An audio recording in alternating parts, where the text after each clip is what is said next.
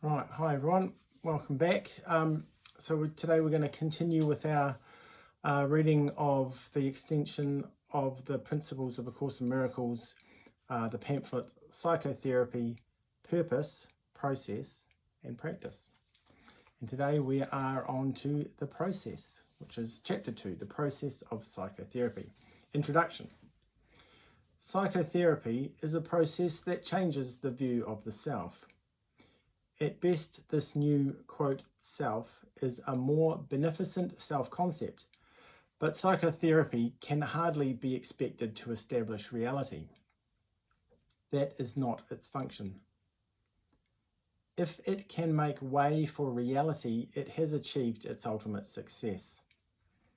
Its whole function in the end is to help the patient deal with one fundamental error.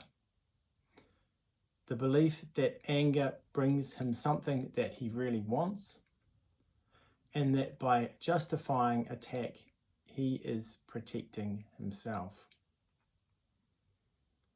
To whatever extent he comes to realize this is an error, to that extent is he truly saved. Patients do not enter the therapeutic relationship with this goal in mind. On the contrary, such concepts mean little to them, or they would not need help. Their aim is to be able to retain their self-concept exactly as it is, but without the suffering that it entails. Their whole equilibrium rests on the insane belief that this is possible. And because to the sane mind it is so clearly impossible, what they seek is magic. In illusions, the impossible is easily accomplished, but only at the cost of making illusions true. The patient has already paid this price.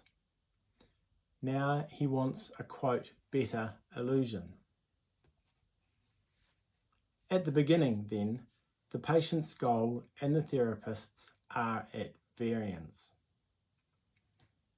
The therapist, as well as the patient, may cherish false self-concepts, but their respective perceptions of, quote, improvement still must differ. The patient hopes to learn how to get the changes he wants without changing his self-concept to any significant extent. He hopes, in fact, to stabilize it sufficiently to include within it the magical powers he seeks in psychotherapy. He wants to make the vulnerable invulnerable and the finite limitless. The self he sees is his God, and he seeks only to serve it better. Regardless of how sincere the therapist himself may be, he must want to change the patient's self-concept in some way that he believes is real. The task of therapy is one of reconciling these differences. Hopefully both will learn to give up their original goals, for it is only in relationships that salvation can be found. At the beginning, it is inevitable that patients and therapists alike accept unrealistic goals not completely free of magical overtones. They are finally given up in the minds of both. Part 1. The limits of psychotherapy. Yet the ideal outcome is rarely achieved. Therapy begins with the realization that healing is of the mind. And in psychotherapy, those have come together who already believe this. It may be they will not get much further, for no one learns beyond his own readiness. Yet levels of readiness change, and when therapist or patient has reached the next one, there will be a relationship held out to them that meets the changing need. Perhaps they will come together again and advance in the same relationship, making it holier,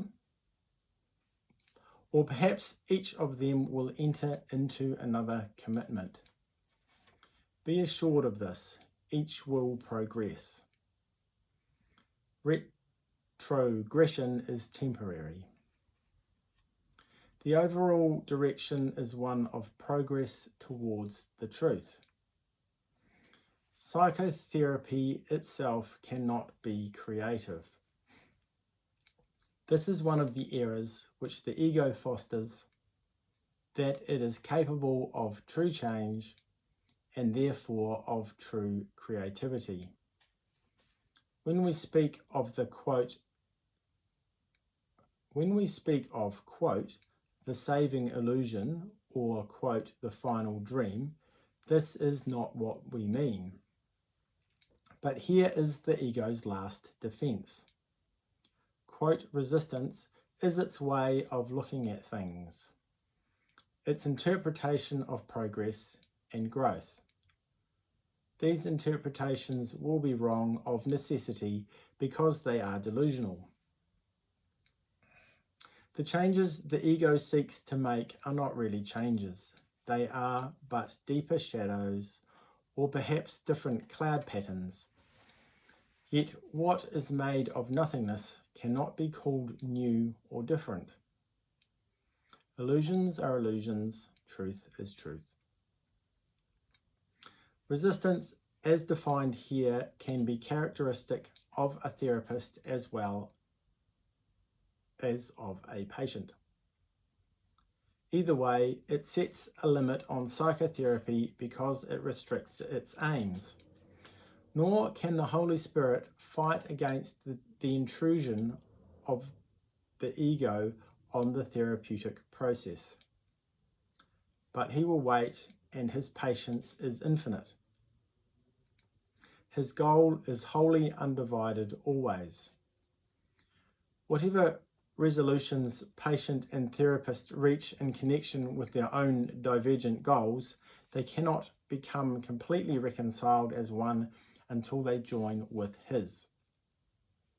Only then is all conflict over, for only then can there be certainty. Ideally, psychotherapy is a series of holy encounters in which brothers meet to bless each other and to receive the peace of God. And this will one day come to pass for every, quote, patient on the face of this earth, who except a patient could possibly have come here. Okay, let's try that again.